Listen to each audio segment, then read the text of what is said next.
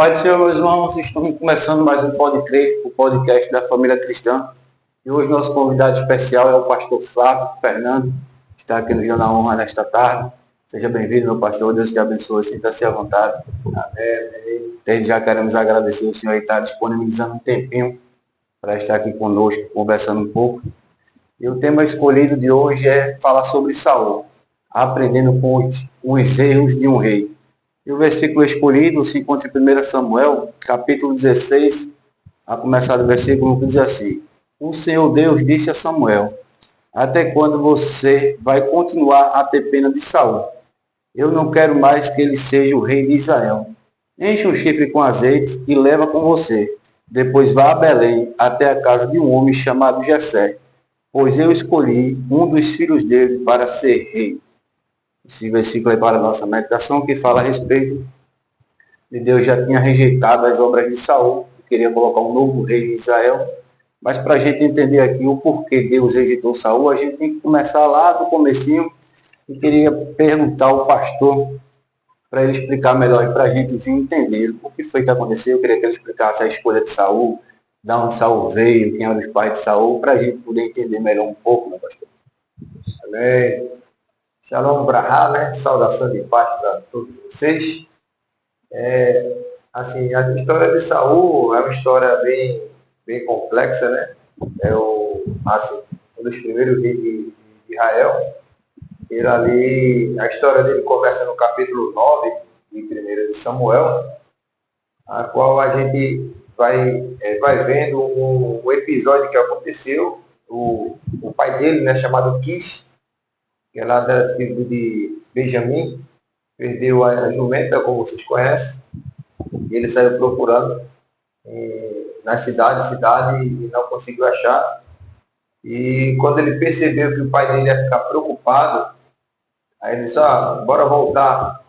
Mas um dos seus servos disse: olha, ali na cidade tem um profeta, né? Tem, no caso, que antes os profetas eram chamados de vidente. Então, tudo que ele profetiza acontece. Vamos lá. E Saul, preocupado, ele disse: eu não tenho nada para dar presente lá. A comida que a gente trouxe acabou, tem pouca, não tem quase nada. E o outro disse: eu só tenho 3 gramas de prata. Disse, bora lá ver se ele faz alguma coisa por nós. E quando Saul foi, né, Saul e os seus companheiros encontraram 3 jovens, né, que iam pegar água, e ele perguntou se o vidente o profeta, né, estava lá na cidade, e ela disse: não, ele está, vai lá logo, porque ele chegou à nossa cidade para celebrar a festividade, e se você for antes, vocês pegam ele antes, porque o povo está esperando por ele, e o povo só come depois que ele celebra. Aí depois, embora ao encontro, e lá ele conseguiu encontrar, ele encontrou um e perguntou, disse: onde é que está Samuel, o vidente? Aí Samuel se identificou e disse: não, eu sou o vidente. Sendo que aí o Senhor já tinha revelado para ele, né, que tinha escolhido, que vinha um homem de encontro, e isso aí será levantado como príncipe, né, o capitão da herança do Senhor, o reinado de Israel, né? E aí Samuel fez com que ele ficasse ali um pouco, disse: fica até amanhã, eu lhe mostrarei o caso da jumenta, né? E aí você vai ficar conosco aqui. E Samuel começou a passar as instruções para ele, né? E daí para lá começou a instrução. Então, no caso, Deus já tinha revelado a Samuel que iria levantar um rei. Mas antes de Saul ser rei, quem é que governava? Como é que era que funcionava o povo de Israel? A governança era pelo próprio Senhor, né? O Senhor é que era o rei de Israel, continua ainda, né? Mas o povo, a diferença do povo é muitas vezes o que acontece no dia de hoje também, né? Está registrado em 1 Samuel capítulo 8, no versículo de número 7, que vai dizer que, começa no versículo 5, né? Vai dizer assim, né? E olha, Samuel, os anciãos chegaram lá e disseram assim: teus filhos não seguem mais pelos teus caminhos, constitui-nos agora um rei, para que reine sobre nós. Aí no versículo 7 vai dizer, né? E essa palavra pareceu mal aos olhos de Samuel, ao qual foi consultado o Senhor. E o Senhor disse para ele: não, Samuel, ouve a voz do povo e tudo quanto tem dito, pois a ti não tem rejeitado, mas a mim rejeitado para que eu não reine sobre ele. Então, quando o povo pediu um rei, eles não estavam rejeitando a Samuel. Samuel até sentiu, pensou que era ele, mas o próprio Senhor revela para Samuel e diz assim: olha, Samuel, o povo não te rejeitou a ti, eles têm me rejeitado para que eu não reine sobre ele. Então, o que é que acontece no dia de hoje? Aí o povo de Israel disse: não, constitui-nos agora um rei, porque nós queremos ser igual às outras nações. Então, eles queriam ser diferenciados, queriam ter uma vida igual às outras vidas das outras nações. Então, tem muitas pessoas que, no dia de hoje, não quer que o Senhor reine sobre ele, não quer viver sem regras, quer viver sem a Bíblia, porque a Bíblia é a nossa prática de fé e prática, né? Onde nós seguimos a Bíblia, que é justamente a palavra do Senhor. Mas muitas pessoas querem viver igual ao povo de Israel, quer viver sem regra, quer viver igual Era tipo assim, Deus abençoando e o povo ainda reclamando, né? o povo reclamando. Querendo copiar as outras nações para poder ter um rei. E que eu acho até que foi o erro deles ali, foi isso, né? Deixar de Deus governar ele para ele escolher um rei. E a gente for ver, a gente vê que Saul tinha tudo para dar certo. Vai dar certo, é. Mas infelizmente, sua trajetória, no começo foi até bom, né? Depois ele começou a... O impressionante é no capítulo 10, e onde Saul é levantado como rei. Samuel vai lá dizer: olha, vocês pecaram pedindo rei, e o Senhor atendeu. Mesmo vocês errando, o Senhor ainda atendeu para que vocês vejam como é ter um rei. Então, tem coisas na vida e se você insistir muito, Deus permite para você ver o que acontece. Porque o Senhor quer o melhor para a nossa vida e nós achamos que pensamos mais do que o Senhor.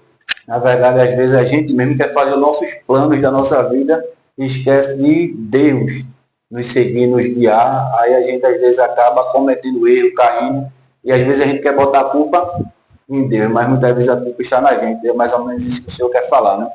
Então, assim, mas qual foi o ponto crucial que Deus rejeitou as obras de Saul? Porque Deus rejeitou as obras, não ele, né? A Bíblia diz que Deus rejeitou as obras e tudo que ele vinha fazendo, né?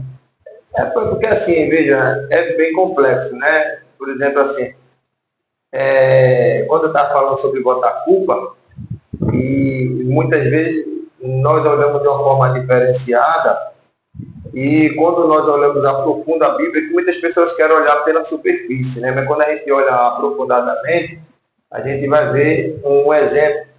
Adão, Eva viviam ali e tal, e quando Adão pecou, ele botou a culpa em quem? Na mulher. Aí eu sei que você vai dizer que foi a mulher. Mas pela expressão da palavra dele, você vai ver que não foi a mulher.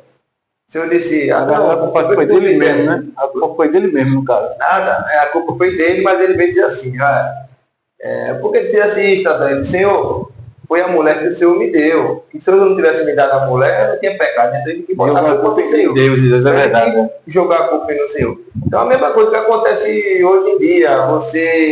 Acontece algo errado, não, porque foi Deus que permitiu, porque aconteceu por causa disso, e muitas vezes nós queremos jogar a culpa no Senhor. Sendo nossa culpa, né? Sendo a nossa culpa. Tem que se fechar do seu próprio pecado, entendeu? Interessante esse que o senhor citou aí, eu nunca tinha me tocado. Realmente, Adão ele tenta jogar a culpa em Deus, nem na mulher, né?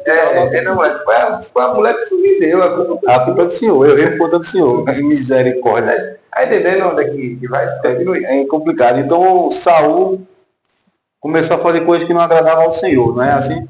E qual foi o ponto crucial que Deus disse, não quero mais Saul, não... Porque assim, Saul é um homem desobediente. A primeira coisa que teve quando ele foi consagrado rei, foi levantado a rei, Samuel deu logo um teste para ele de paciência, né? Tu fica aí, daqui a 7 dias eu volto. Ali já era Deus tratando com ele, né? Já vê como é que é a obediência dele. E lá ele desobedeceu, viu o povo indo embora. Está lá no capítulo 15. O povo viu ele indo embora. E ele ficou preocupado. Ele disse, o povo está indo embora, Samuel não chega, vou fazer o sacrifício. Então, ele nem era sacerdote para fazer sacrifício e nem tinha autorização para aquilo. Então, ele desobedeceu, assim, extrapolou os termos, passou por cima de uma função que não era para ele fazer. E tudo isso são coisas para nós pensar, para nós não fazermos também. Então, o que é que acontece hoje em dia também em muitas denominações? Tem pessoas que agem igual Saul, com medo de perder o povo, começam a fazer coisas erradas, coisas que não está no seu patamar para fazer, e começam a fazer coisas erradas por causa de para não perder o povo. Por exemplo, né? Tem uma pessoa que tem uma renda boa, outra tem renda baixa, ele prefere perder o que tem a renda baixa, porque prefere errar, joga aquela pessoa fora para ficar. Então, isso foi uma atitude que Saul fez, né? Essa, a outra e outras e outras. Quem a gente vai conversar aqui, a gente vai então, no caso, Saul já começou errando, né?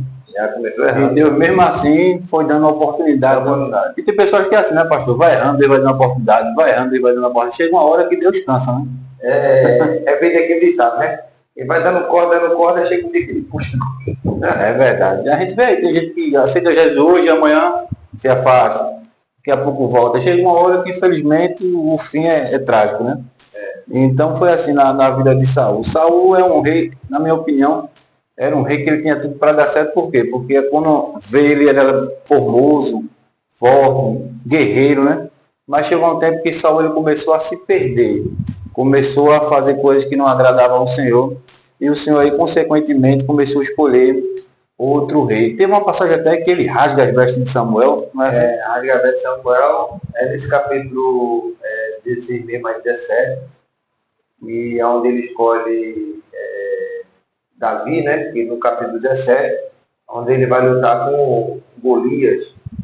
Aí, mais na frente, que ele, lá na situação do rei Agag, ele disse, vai lá, destrói o rei Agag, seu povo, animais, destrói tudo, não deixa nada. Aí Samuel desobedeceu mais uma vez, deixou o rei Agag vivo e alguns animais vivos. Aí ele disse, olha, o Senhor te rejeitou porque o Senhor mandou fazer tudo isso, você foi desobedecendo de novo.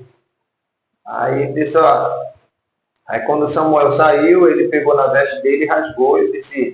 Samuel disse, assim como tu rasgaste a minha veste, teu reino foi rasgado hoje. Deus ia confirmar teu reino hoje. Mesmo ele estando errado, mas Deus ia dar uma chance para ele, né? Mas ele desobedeceu mais uma vez e disse, o Senhor ia confirmar teu reino hoje, para sempre, mas tu ia à tua casa, mas desobedeceu mais uma vez. Mas assim, Deus ia confirmar o reino dele, mas o Senhor acha também que foi muito pela oração de Samuel, porque a Bíblia diz que Samuel orava para, quem sabe, até Deus reverter a situação de Saul, né? Ou não, ou era Deus mesmo. Não, a gente não pode usar esse termo, porque o próprio Senhor disse no 16, né? Até quando tu vai ter dó de Saul? Então, Samuel tinha dó de Saul. Samuel orava ao Senhor pedindo para reverter a situação, né? Para que ele mudasse, para que ele melhorasse. E tanto é que Saul tentou várias vezes, Samuel tentou várias vezes botar Saul no caminho, mas às vezes a desobediência era difícil. A desobediência, a gente perde as bênçãos de Deus, né? Então, no caso aí, a ordem de Deus era para ele ir matar tudo. Rei, soldado, animal. Soldado, animais, tudo, mata tudo. Então, a ordem de Deus era exterminar mesmo com o adversário. Não é questão exterminar. A questão é para que não tenha contaminação. Entendeu? Às vezes, por exemplo, você entra numa área contaminada, as pessoas querem o quê? Para entrar primeiro lá, vamos detetizar tudo. Depois que detetizar tudo, vocês entram para não ter a contaminação. Tanto é que você, quando vai ver a história de Balaão, lá no capítulo 22 de Números, até o capítulo 23 e 24, ele vai ver ali que o Senhor não queria que aquele povo se contaminasse. Tanto é que ele chamou Balaão para amaldiçoar, ele não podia amaldiçoar. E Balaão teve uma ideia, disse, olha, para ganhar o prêmio, eu tenho que fazer alguma coisa para esse povo. E ele disse, faz um negócio, pega as meninas moabitas, joga no meio do povo lá, o povo não vai se corromper. Foi a ideia que ele teve, aí a ideia deu certo, o povo começou a se corromper, a ira do Senhor começou a se acender contra aquele povo, e foi o que houve, entendeu? Então, se aquele povo não tivesse o contato com as moabitas, eles não se contaminavam. Então é isso que muitas vezes Deus se previne, por isso que ele diz para nós, o que muitas pessoas são contra, né? Tem muitas pessoas que dizem assim, não, ninguém é santo. Mas o Senhor vai dizer, sede santo porque eu sou santo. Então, se o Senhor pede, é porque nós somos capazes de ser. Então, ser santo é ser separado. Então, Ele quer que nós sejamos separados para não se contaminar com alguma outra coisa, né? Tem que fazer feito Daniel, né? Sentar no coração, não se contaminar com a porção do manjar do rei, que é tudo que o mundo tem oferecido aí. Temos visto pessoas indo por este caminho. E a Bíblia fala que chegou um certo acontecimento em Israel que tinha um gigante que estava amedrontando todo o povo de Israel, inclusive o rei, né? O rei Saul estava com medo de enfrentar esse gigante. Mas a Bíblia fala que Saul ele era guerreiro, ele ia à luta, ele vencia as lutas. O senhor acha assim, por qual motivo Saul teve medo de Golias? Tem alguma coisa assim que o senhor... Rapaz, ou já foi Deus que botou aquele medo no coração? Não, eu creio ali, porque Golias, ele era alto, né? Tinha forte, né? 2,90 metros de altura. Ele era um guerreiro, da sua mocidade. Acostumado à guerra. E ele era um guerreiro. O guerreiro o guerreiro é bruto, né? Ele é bruto mesmo. E Saul, ele não teve a ousadia. Mesmo Saul sendo alto, que quando Samuel vai dizer no capítulo 9 de 1 de Samuel, ele vai dizer que Saul era alto, o mais alto da cidade batia no seu ombro. Então ele tinha uns 20 centímetros mais alto do que a altura média. Ele tinha uns 2 metros, não tinha? Tinha uns 2 metros. Que a altura média é 1,75, 1,80 a altura média, né? Chega a bater uns 2 metros de altura, entendeu? E aí teve aquela proporção. Golias passou 40 dias afrontando ali, ninguém se levantou. Foram 40 dias? 40 dias consecutivos. Todo dia ele ia lá e provocava. Todo dia e noite, ninguém se levantava. Aí é uma coisa que às vezes me chama a atenção, e você que está vendo aí, você vai ver a diferença, né? Muitas vezes, quando o Senhor disse para Samuel, em Samuel 16, capítulo versículo 7, ele vai dizer assim, não atende para a sua altura, nem para a sua aparência, e nem a altura da sua estatura, porque eu não vejo como vê o homem. O homem vê o que está diante dos seus olhos, eu vejo o que está no coração. Então, por quê? Porque quando Samuel chegou lá, na casa de Jessé, o Belemita, no capítulo 16, ele vai dizer que ele viu logo Eliabe, né? Eliabe, altão, forte, robusto. Ele disse, rapaz, esse aí é o rei. Tem jeito de rei, é alto, tem quase a mesma altura que Saul, é forte, é guerreiro, faz parte do exército de Saul. Os 3 primeiros filhos de Jessé faziam parte do exército. E quando ele olhou assim, disse, não, Samuel, o senhor bradou, ele disse, não, Samuel, isso aí não é esse não. Passou o segundo, terceiro, quarto, até chegar a Davi. O que me chama a atenção, porque o senhor não escolheu o primeiro se ele tinha toda a aparência de rei? É só você trazer para a parte de Golias, capítulo 17, e você vai ver que Golias passou 40 dias ali, afrontando. Então, cadê aquela pessoa que tinha aparência de guerreiro? Cadê aquela pessoa que tinha aparência de rei? Não foi. Aí chega Davi, um menino franzino, 17 anos, sisudo em palavra, de gentil presença, sem porte para guerreiro. Aí ele chegou lá e disse, ele se levantou e disse, quem se circunciso para afrontar o Deus vivo de Israel? Aí foi onde ele se destacou ali. Saul ainda ficou e disse, não, você é muito jovem. Ele já é guerreiro desde de infância. No caso, Saul já conhecia Davi, ou eles conheceram já conhecia, que Davi já tocava? Não. Davi, ele foi conhecido por o Saul, quando ele estava, no caso, atormentado ali, e disseram, tem alguém que sabe tocar harpa?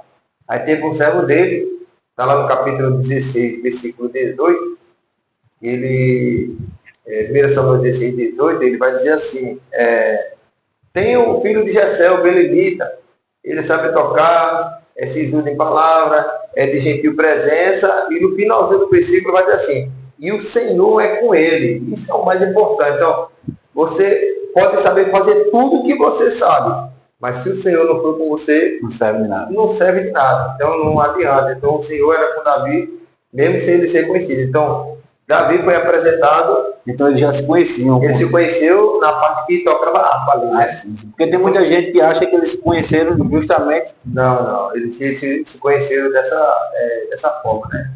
E o que causou mais inveja em Saul foi que Davi se destacava e aquela frase, né?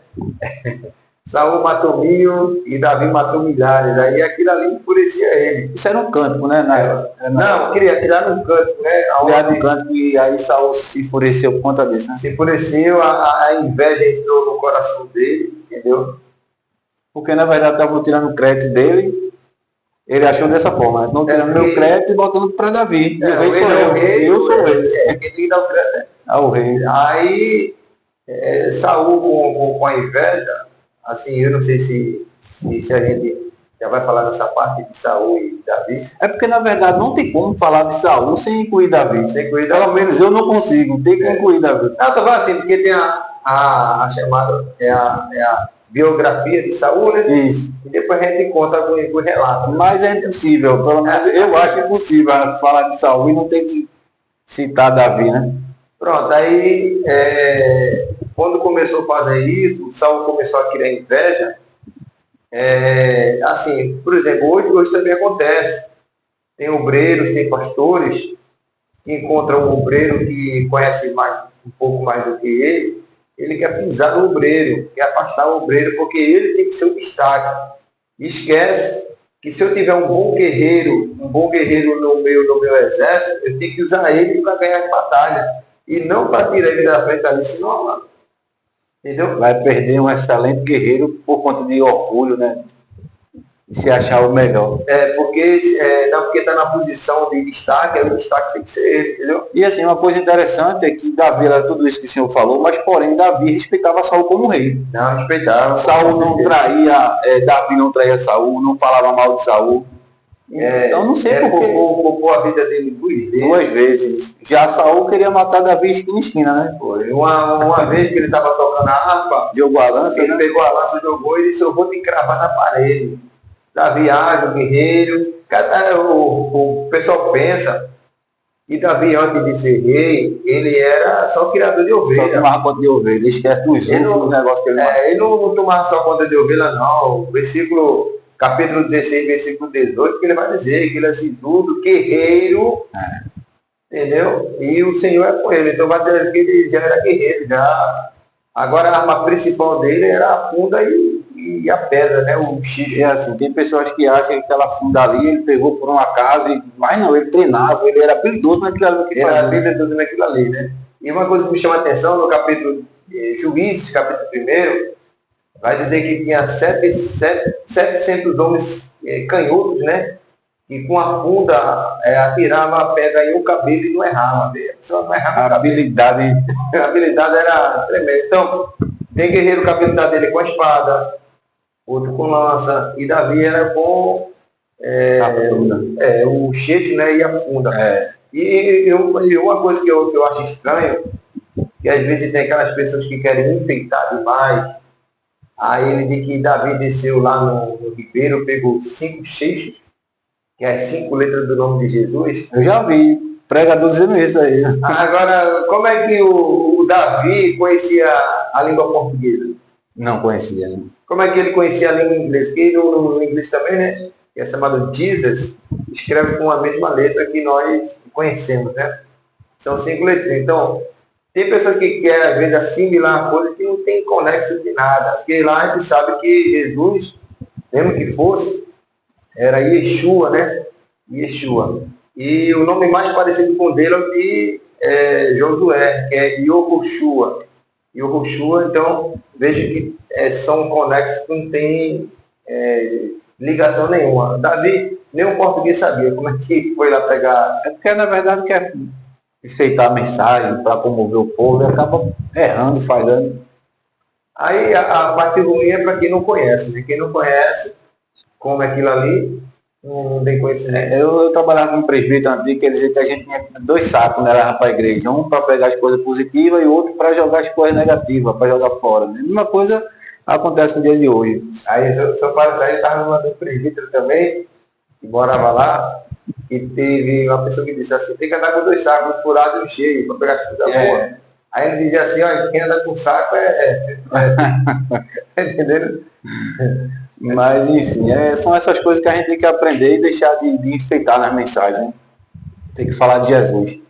Aí, no caso, Saul vivia perseguindo Davi. A da lança foi a primeira vez que ele foi. E tinha outras coisas também. Ele pegava Davi e botava para guerra difíceis. Já para Davi morrer. Já para ver se Davi morria lá. Né? E Davi botava vitorioso. Nas guerras ele botou 2, 3. E Davi sempre vinha vitorioso na guerra. A guerra é difícil mesmo e Davi ganhava. Uma coisa que eu achei interessante foi quando ele disse assim, olha, eu vou te dar minha filha Mical, mas aí eu quero 100 propulsos dos filisteus. E Davi foi lá e trouxe o dobro. Trouxe o dobro ainda.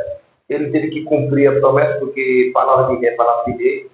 Aí teve que dar a filha dele a Davi. E ele só botava negócio difícil, tanto é que Davi, quando conseguiu enxergar e não dava para Saul parar, aí ele foi para a terra dos filisteus, ficou lá no tempo. Por fugindo, né? E a Bíblia diz que Saul continuou perseguindo ele. Perseguindo lá na caverna de Adulão, onde eles foram descansar lá dentro, mas esqueceram que Davi e seu dono estavam lá dentro. Davi foi lá e cortou só o de manhã de longe. Ele disse, olha rei, eu não quero te fazer mal não. Se eu quisesse, está aqui um pedaço do teu manto. Eu rasguei o teu manto, eu podia te matar. No caso, Davi aproveitou eles dormindo. Então dormiu todo mundo, né? Deus deu um profundo sono a todo mundo. Não, porque assim, ele não estava numa caverna, aí em segurança, os guardas ficavam lá na porta da caverna. Então, mas Davi não entrou, Davi já estava dentro. Já estava dentro. É por isso que ele arrancou ali. E quando foi de manhã que todo mundo saiu, ele saiu também. E de longe ele disse, olha, tá aqui, se eu quiser te matar, alguém te matava, está aqui um pedaço da tua flecha. E alguns soldados dele disse, aproveita agora, mata o teu inimigo. Ele disse, não devia tocar no filho do Senhor. É isso que eu digo, Davi ele tinha consciência que o momento era de Saul, né? Ele sabia que o momento dele ia chegar, mas tinha que esperar o seu momento. Tinha que esperar o momento. Até porque Deus já tinha falado com ele, o utilizando de Samuel, né? Quando foi na casa de Jessé, que chamou os filhos, que não era nenhum. Quando Davi chegou, ungiu Davi como rei ali naquele momento. Né? Só que o rei atual era Saul, então Davi soube esperar o momento. Não é assim? Esperar o momento. O que me chama a atenção é que, assim, Jessé, o irmão, conhecia Davi, mas Samuel não conhecia. Então, antes de Davi chegar, o Senhor disse, quando ele perguntou, acabaram do irmão cedo, acabaram do irmão, se não tem um que está lá tomando conta das ovelhas, o Senhor disse logo para Samuel, esse mesmo unge ele. Então, antes de Davi chegar, o Senhor já mandou ungir ele, que é para Samuel não olhar para sua aparência. Unge logo ele, não, o Senhor foi lá, unge. Para não dar tempo de estar observando, né? Para não dar tempo de estar observando. Unge logo ele, para você não estar com... É interessante, as coisas de Deus, ele faz coisas totalmente diferentes do que o homem pensa e imagina. Deus faz ao contrário, né? Deus ele é tremendo.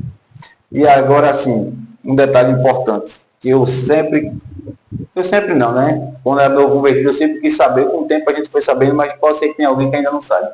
Saul, ele morreu salvo ou morreu sem a salvação? Se é que a gente possa falar sobre isso, né? É um assunto muito delicado. Em questão disso aí, é um assunto delicado, realmente. A questão de Saul era a honra, né? A honra que ele tinha. E para ele não ser morto com a espada dos filisteus, Por quê? Com a espada dos filisteus. Porque toda a espada dos filisteus, que a gente aprende, ele botava o nome do Deus dele, né? Dagon. Nas espadas Na espada tinha Dagon, honra a Dagon. Aí para ele não morrer dando honra a Dagon, ele preferiu morrer com a própria espada. Então, mas aí no caso ele tirou sua própria vida. No caso ele se lançou sobre a espada, né? Então, tirou a própria vida. Então é isso aí, esse assunto aí que é polêmico. Aí é um assunto polêmico. E assim, eu não tenho como entrar no mérito da salvação. Porque aí não me cabe, né? Dizer não, com certeza. Salvo. Mas aí o episódio foi esse, ele se lançou sobre a espada, o pajé de arma, né, que estava com ele também, vendo que Saul era morto, também se lançou também sobre a dele. E nesse feito aí morreu ele e os filhos dele, né? Morreu o filho dele até assim, mas o soldado estava com ele, entregou a vida dele e disse, eu prefiro morrer pela espada, o pensamento, né, eu creio no pensamento dele, eu prefiro morrer pela espada de Israel do que pela espada dos filisteus, para que não venha da honra a Dagon. Então, até nessa parte ele pensou, né? Mas é um assunto polêmico. Tem gente que diz que ele morreu sem salvação, tem outros que dizem que ele... Isso aí... Porque ele tirou a própria vida, né? Isso aí não me cabe, porque assim, por exemplo, a gente pode falar sobre Judas também, e Judas foi se suicidasse. Ele foi tentar ter a sua própria vida, pendurou na árvore, mas Atos capítulo 1, e versículo 18, vai dizer que quando ele se pendurou na árvore, ele ali se precipitou, o galho quebrou e ele morreu da queda, e não do propósito. O propósito dele era se enforcar. Então, antes que ele se enforcasse, o galho quebrou e ele morreu da queda. Então, aí, vamos dizer que ele se suicidou? Não foi. É a mesma coisa uma pessoa querer, por exemplo assim, eu vou me jogar do prédio. Então, quando ele vai em destino ao prédio para se jogar, no meio do caminho um ônibus vem e atropela ele. Então, ele não morreu do tiro que ele queria. Ele saiu com esse propósito, mas foi antecipado. Da mesma forma foi Judas.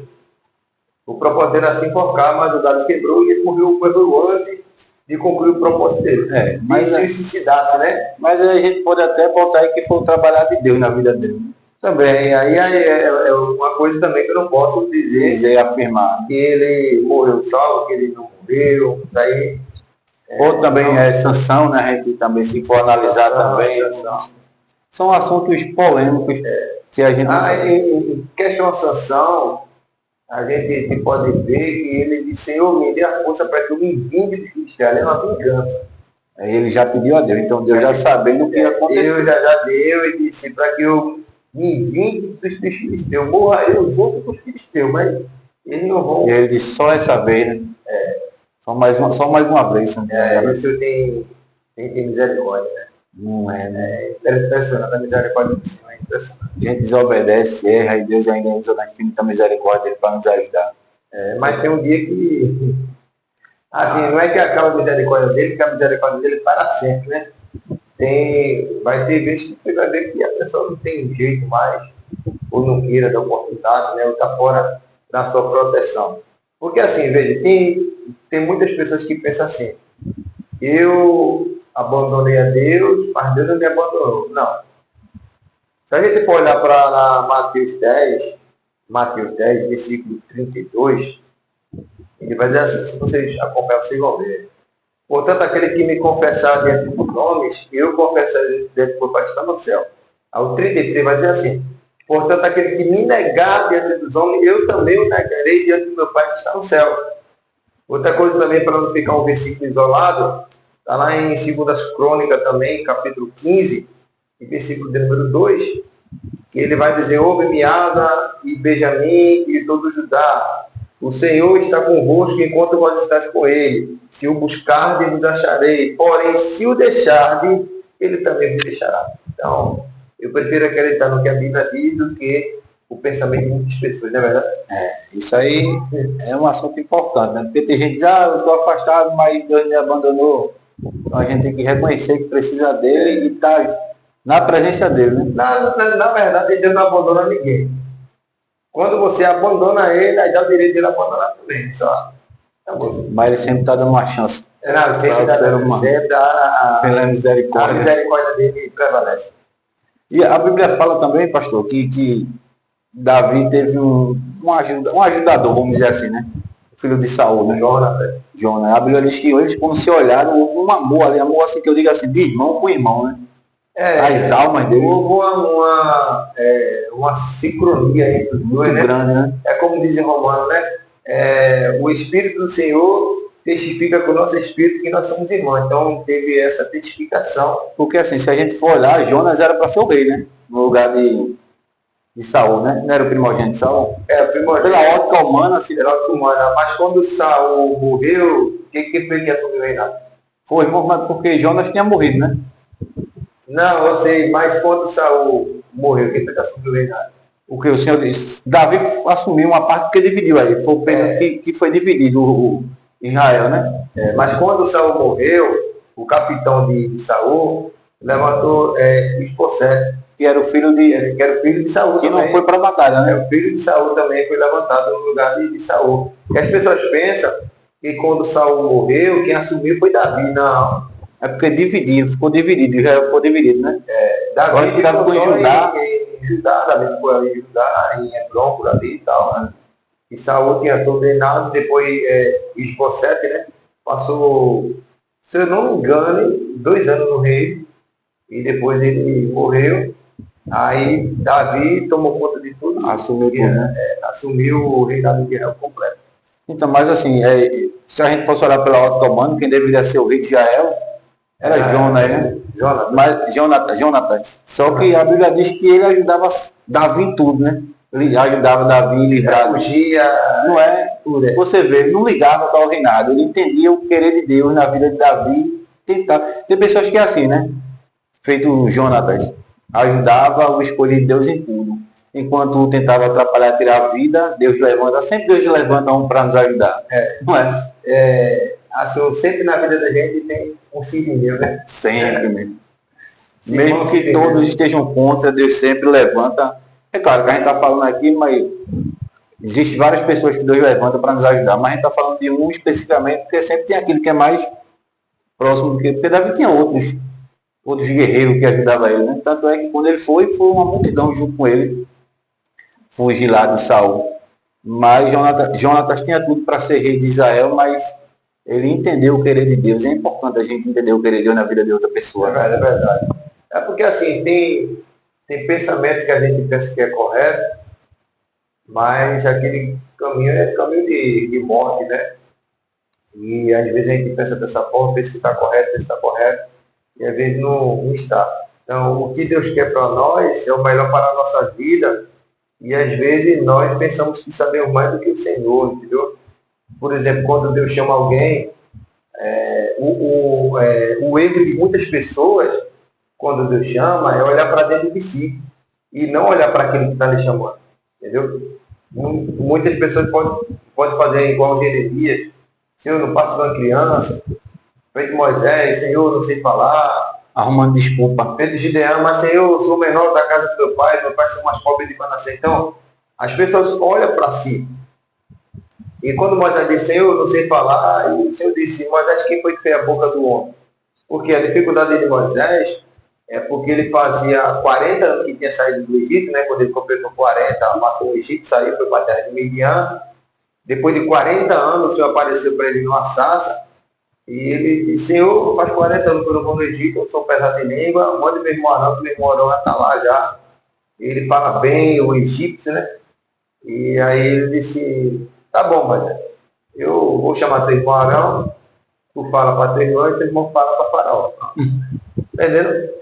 Aí tem muitas pessoas que começam a inventar coisas, dizer que Moisés era gago, Moisés era isso, entendeu? Um negócio tão simples de enxergar na Bíblia. É porque, na verdade, a vida de Moisés foi dividida em 3 períodos de 40, né? 40 no Egito, 40 no deserto, depois 40 para levar o povo. A vida do homem foi sofrida. E pense no povo trabalhando, tá? Era Deus dando maná e o povo escondendo, né? A hora era comer no mesmo dia, o povo é feito assim, pastor Dário, eu sempre digo às pessoas: o difícil não é conduzir uma obra, O difícil é quando na obra se levanta Datã, Corá e Abirão. É quando Neemias se levanta para levantar o muro, aparece a palavra de Tobias, Gesem, Atrapalha. os inimigos, os profetas. Aí, isso é que é difícil. Eu dirijo a obra, não tem dificuldade. Dificuldade é quando aparece. É relevante, né? Como diz lá. Quando se levanta, as pessoas passam contra a obra. Aí, continue. É difícil, é complicado, mas Deus está no controle de tudo. Mas enfim, voltando na parte lá de Saul e Davi, né? Porque falar de Saul tem que falar de Davi. Então o senhor acha que qual os erros de Davi, de Saul a gente poderia tomar para se tentar fazer o contrário? Um dos maiores erros de Davi, de Saul, maiores erros de Saul é a desobediência, somente. Foi só 3 ordens que ele recebeu, 3 ordens ele desobedeceu. Então, às vezes... E até assim, Deus fala com eles que é melhor obedecer, né? Do que sacrificar. 1 Samuel 15 e o 22, né? Porque assim, ele errou, aí Samuel disse, Saul, tu pecaste.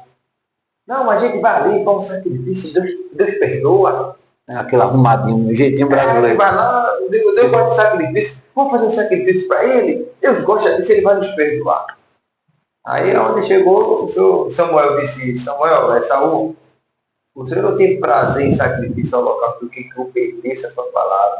Porque obedecer é melhor do que sacrificar e o atender é melhor do que a gordura de carneiro. Ele está preocupado com o sacrifício ao local, ele está preocupado com que obedeça a sua palavra. Então isso é a preocupação do Senhor. Então, Saul desobedeceu e perdeu o reinado. E ainda Saul ainda queria passar a mão, né? Aí o Senhor disse, Samuel, até quando tu vai ter dó de Saul, quando eu tenho visitado?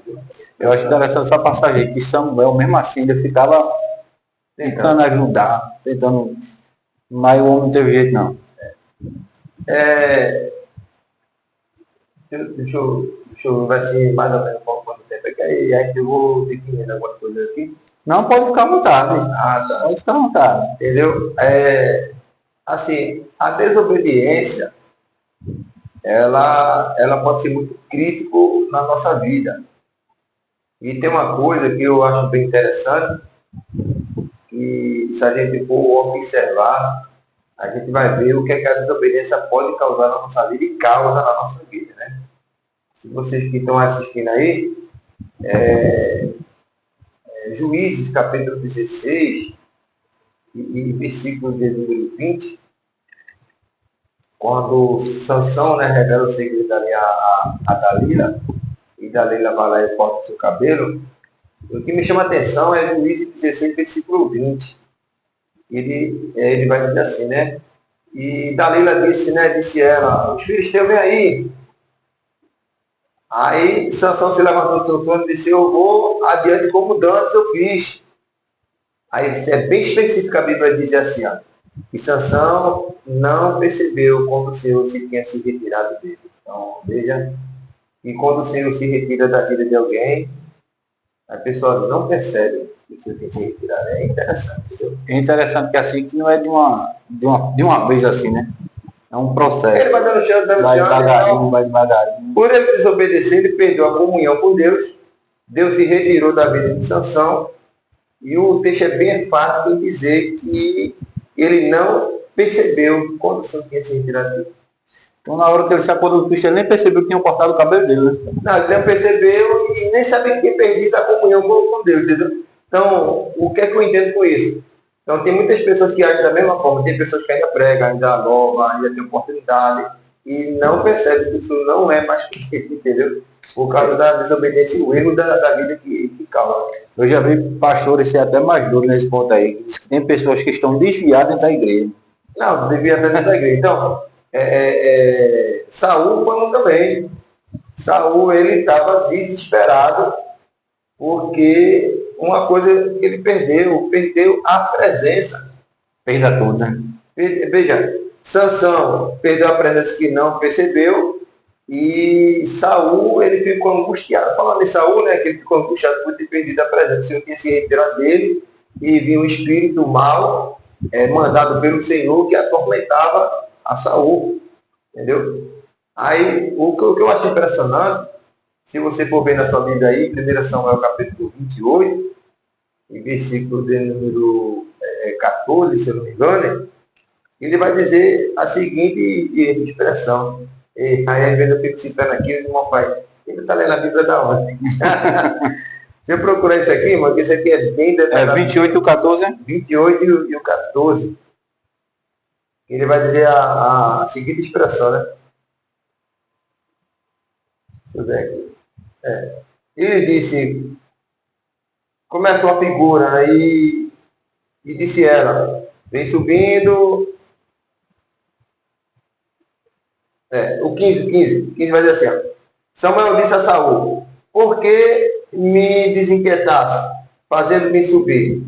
Então disse Saul, muito angustiado estou, porque o filisteu guerreia contra mim, e Deus tem se desviado de mim, e não me responde mais, nem pelo ministério dos profetas, nem por sonho. Por isso te chamei a ti, para que me façais saber o que hei de fazer. Então veja que Saul ficou angustiado, porque perdeu a presença, o Senhor não falava mais com ele através dos profetas, não falava mais com ele em sonho, e ele é bem enfático em dizer, o Senhor se desvia de mim. Misericórdia.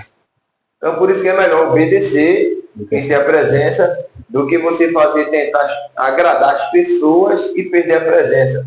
Porque Saul perdeu, porque ele viu o povo ir embora, e ele desobedeceu ao Senhor para tentar agradar o povo. Então, é melhor obedecer ao Senhor e ter a presença do que desobedecer ao Senhor.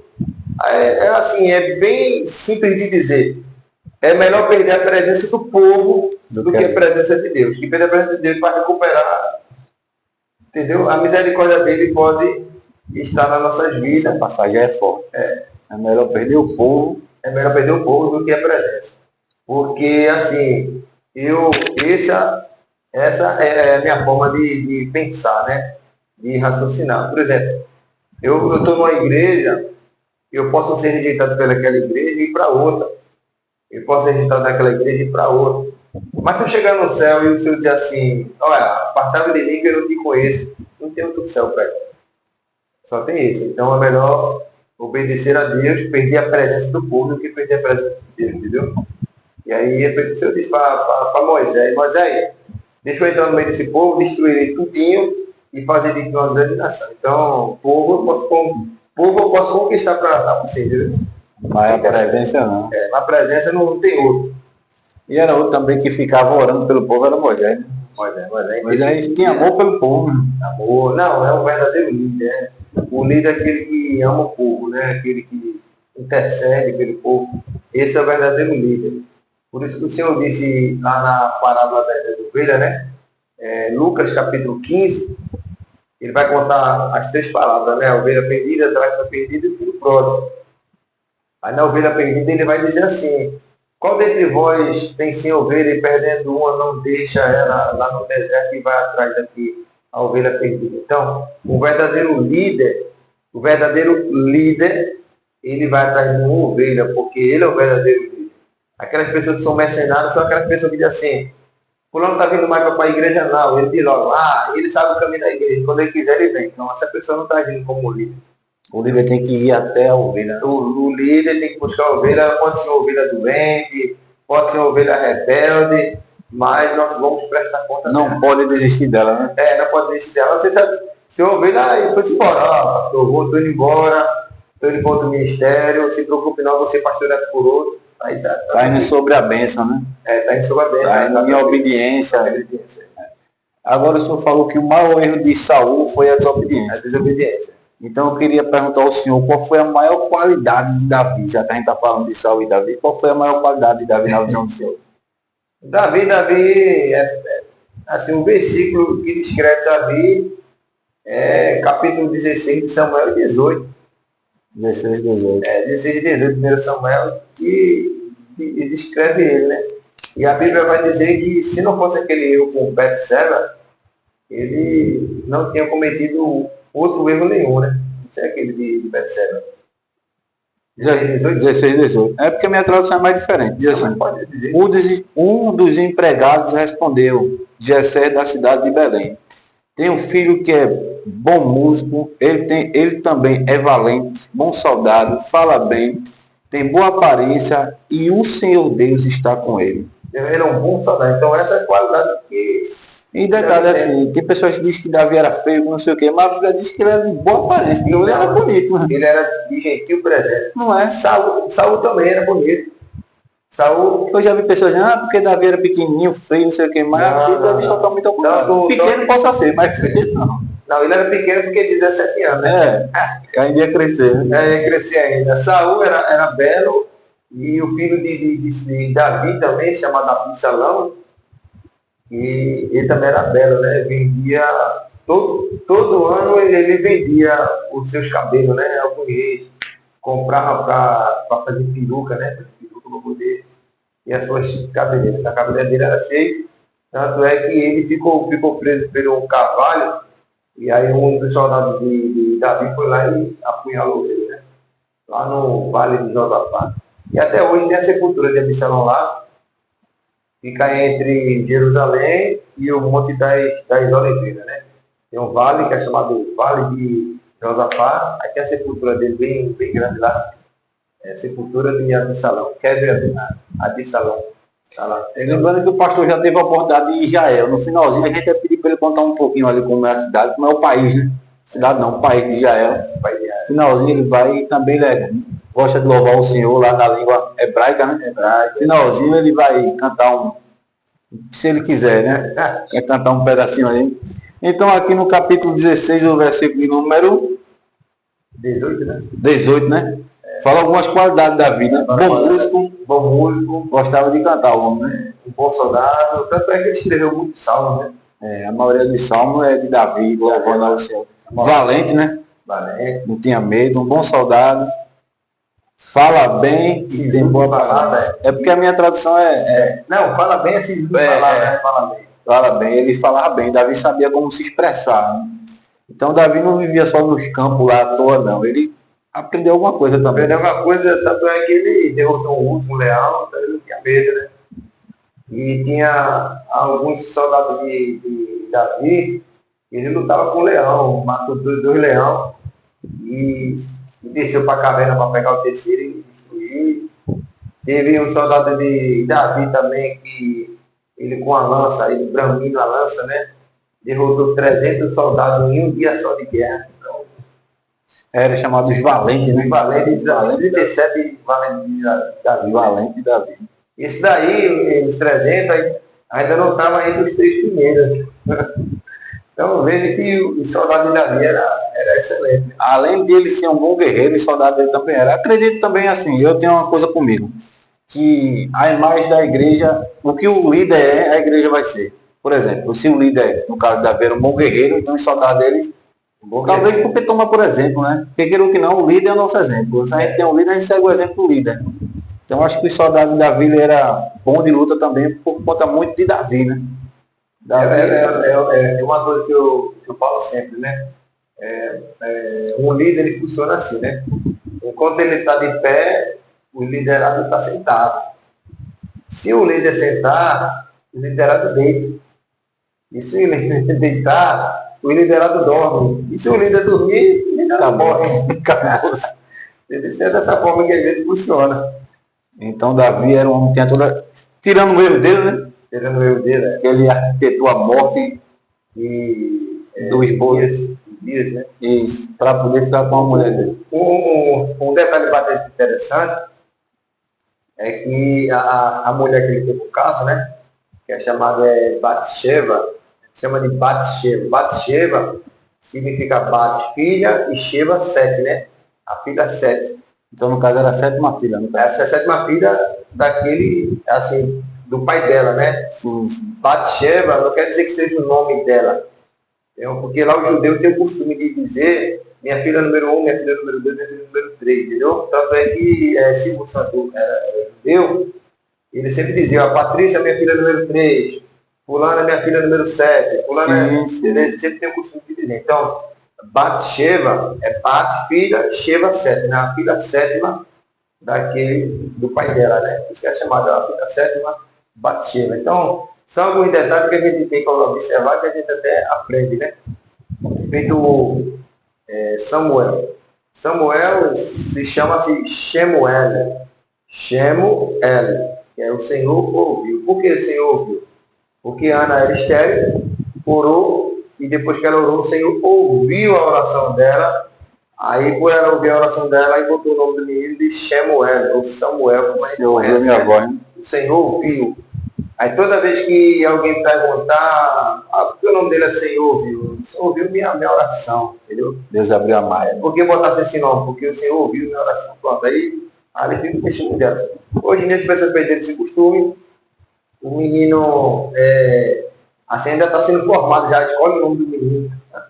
Nomes são tem gente que escolhe antes de fazer, pastor. Antes de fazer, o menino já tem escolhido nome. E o menino começa a estar assim mesmo. Mas naquele tempo não, né? Quando nascia ali, dependendo da situação, da prova, do processo, aí já botava o nome daquele ali. Curioso, né? Curioso que ele como é o nome do teu menino? Moisés.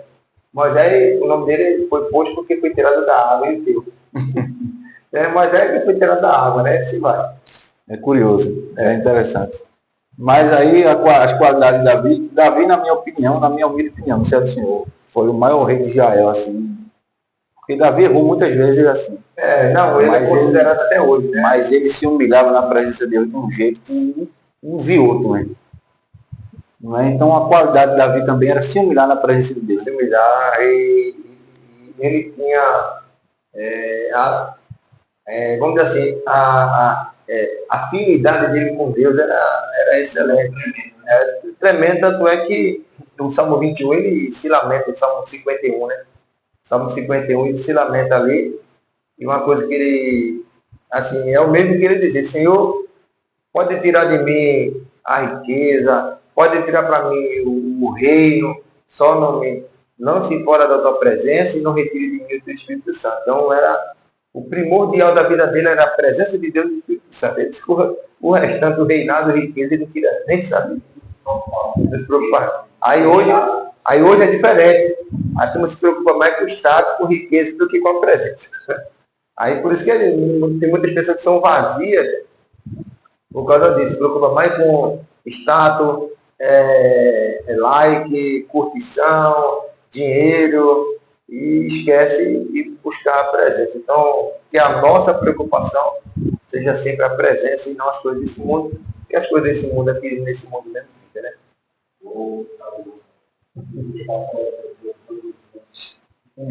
Talvez passa mais na forma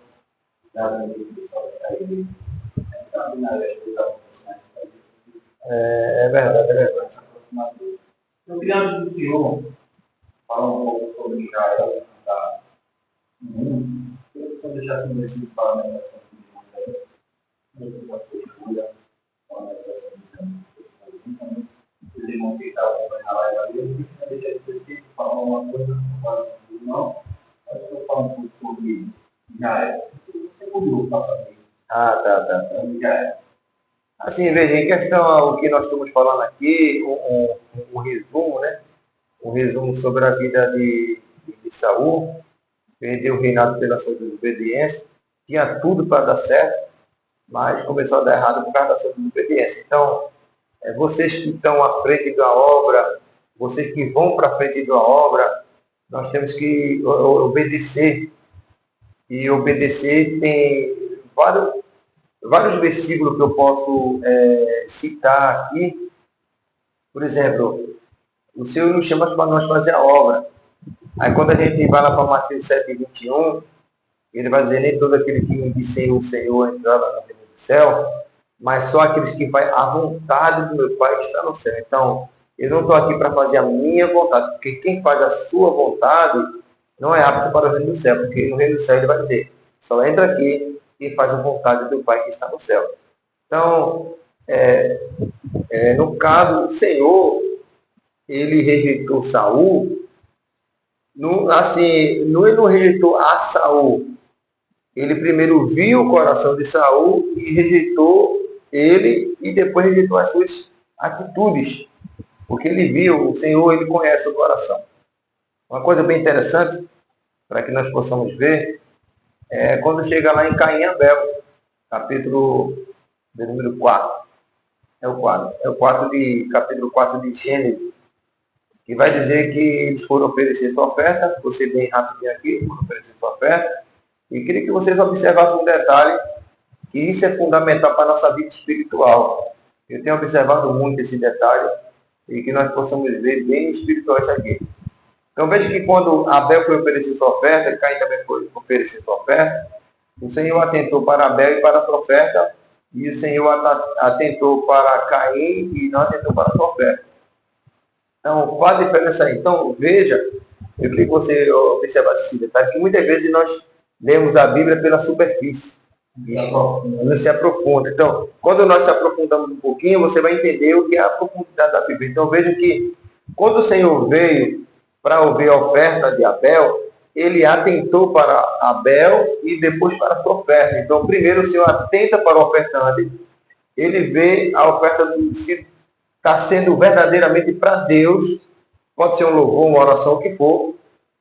Primeiro ele atenta para o ofertante, para depois ver se a sua oferta é verdadeira.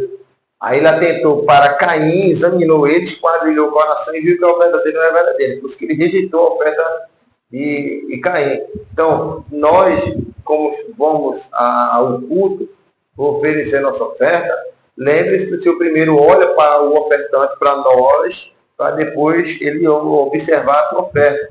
Por exemplo, se você sai de casa no intuito de dizer assim, rapaz, eu vou cantar esse hino aqui, eu acho que os irmãos vão gostar. Então o Senhor já olhou e viu que aquele hino não é para Deus, é para os irmãos vão gostar. Então você está preocupado com os irmãos.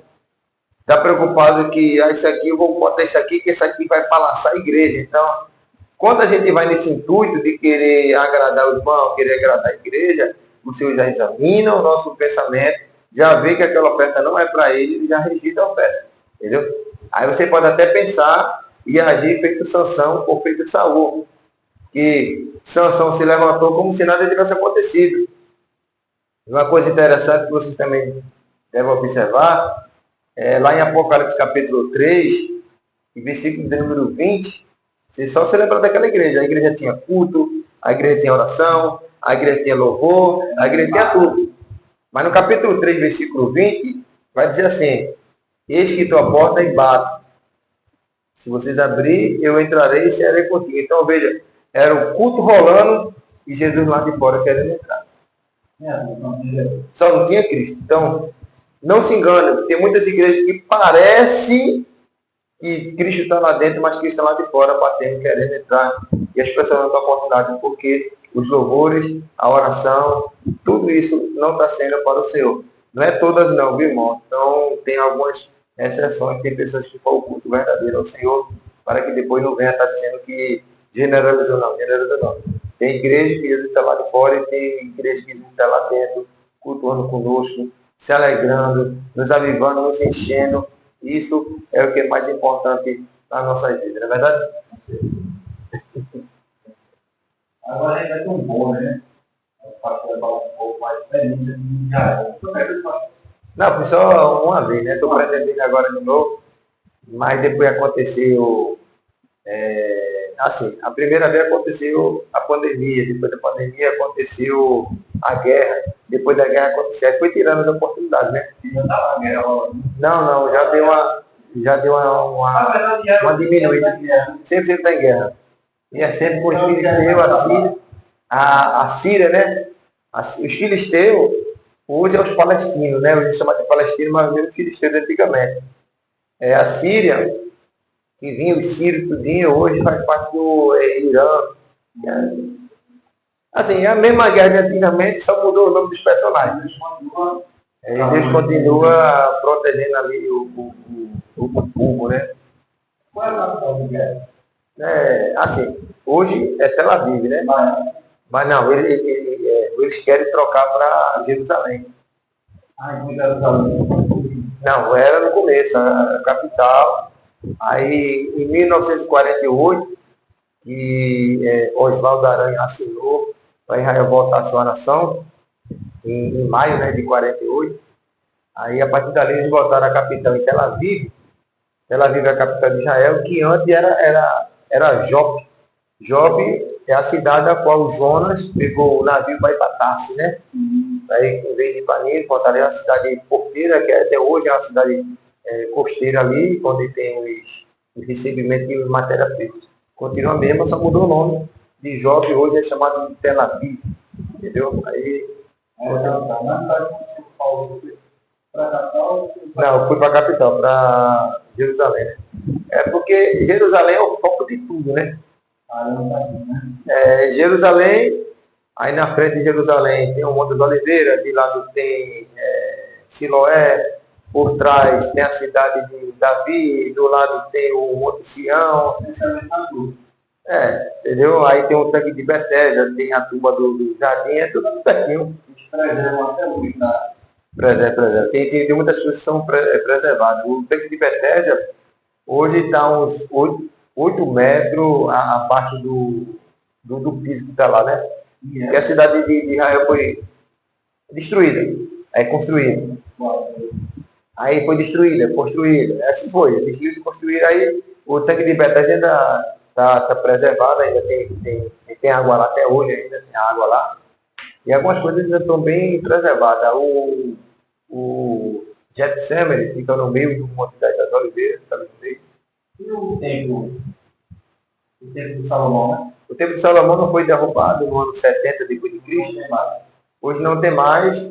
Construíram-se o Domo da Rocha em 670 depois de Cristo. Veio um muçulmano construir ali, chamado Domo da Rocha. É aquela cúpula de ouro, né? Tem aquela cúpula de ouro. E para ali é o Moriá. Ali é o Moriá, onde Abraão foi sacrificar Isaac. Tem a pedra lá embaixo. E os muçulmanos, eles dizem que aquela pedra também foi onde Maomé foi recebido no céu. Aí por isso que tem essa divergência. Tanto é da parte de Abraão, como é da parte de Maomé. Eles estão ali, por isso que é muito guardado aquilo ali. E para ter um acordo ali, tem que ser um acordo muito, muito forte. Para poder tirar aquele templo ali e construir um templo ali. É tremendo. É uma experiência boa, né?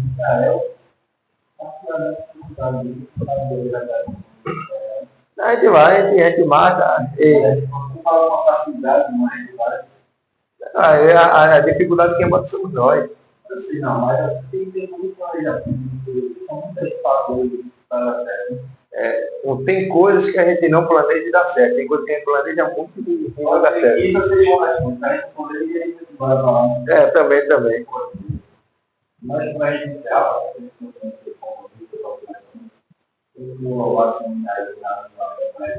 hebraica. Pronto, então já que a gente está aqui, eu vou pegar o hino de Israel, que é bem bonito ele, e a gente vai. Não, é o hino mesmo de Israel mesmo. Hino de Israel. Que ali o que ele canta é o hino dele, traduzido para o hebraico, né? Chora de Israel, né? É Cry Israel. Ali é dele mesmo que ele traduziu para o hebraico para cantar, né? E tem um que ele canta que é Yerushalayim Sheres Zahav. Yerushalayim Sheres Zahav é Jerusalém de ouro, Jerusalém dourada, né? Que às vezes ele canta um dos hinos mais conhecidos em Israel Yerushalayim Sheres Zahav, Jerusalém de ouro. Oi? Jerusalém de ouro, Jerusalém dourada, né? Jerusalém de ouro. Foi construído ali e para eles é um palácio, né? Para eles é Jerusalém. E na verdade é conhecido como Yerushalayim. Yerushalayim termina no plural, né? É como fosse Jerusalém. Como fosse. Você fala assim, como é que está no plural? Porque são dois Jerusalém, a celestial e a terrena. Por isso que o nome é chamado Yerushalayim, está no plural. Que aqui pra gente, o plural termina com S, né? Lápis, lápis, caneta, canetas, gato, gatos. Lá termina com no final. Eu vou dar só uma palavra aqui para vocês aprenderem. Ratulo é gato. Aí plural é ratulim, gatos. Por exemplo, pili, elefante. Pilim Elefantes. Então, sempre termina com I, da gente é com S, o deles é com I no final. É interessante, né? Deixa eu ver se pega um som bom aqui, mas a gente vai ver aqui o hino de Israel.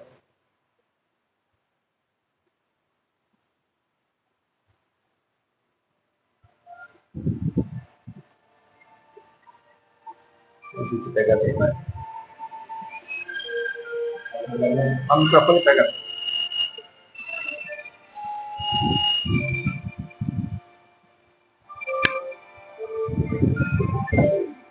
Udur maneva benima nepeshehudi olia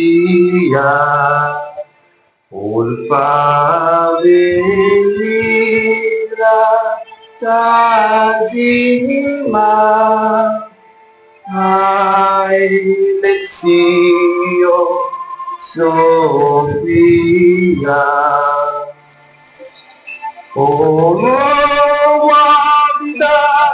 Tikvatenu Atikva Ulfatai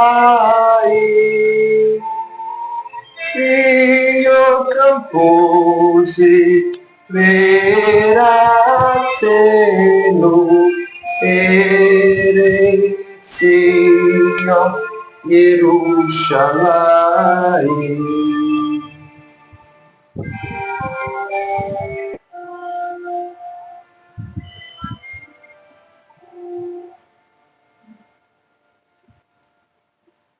Olor Baleva Benima Nefeshehudi Omia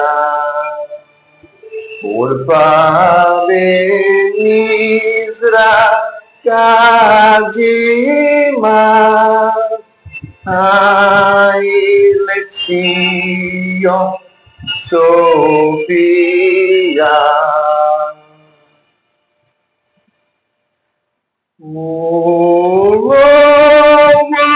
Vida Tikvatenu Atikva Ulfarpai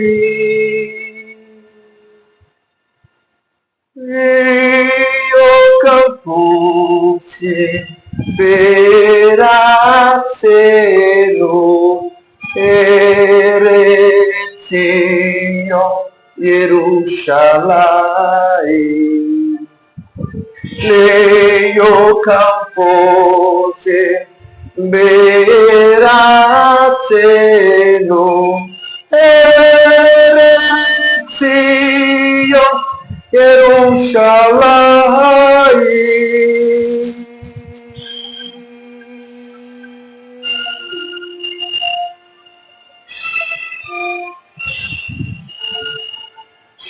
Toda Baleha.